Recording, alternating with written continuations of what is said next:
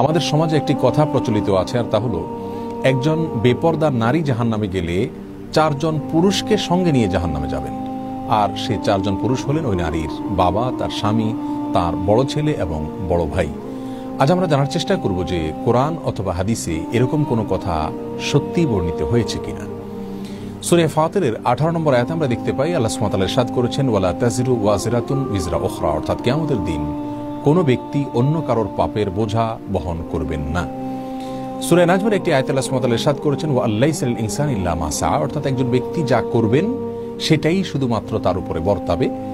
আর তিরমিজির একটি বর্ণনা আমরা দেখতে পাই, রাসূল করিম সাল্লাল্লাহু আলাইহি ওয়াসাল্লাম ইরশাদ করেছেন, আলা লা ইয়াজনি জানিন ইল্লা আলা নাফসিহি, আলা লা ইয়াজনি জান আলা ওয়ালাদিহি ওয়ালা মাউলুদুন আলা ওয়ালিদিহি, যার অর্থ হলো কোনো ব্যক্তি পাপ করলে সে পাপটা তাকেই শুধুমাত্র পাবে, অন্য কাউকে পাবে না। কারোর পাপের বোঝা তার সন্তানরা বহন করতে হবে না, আর কোনো সন্তান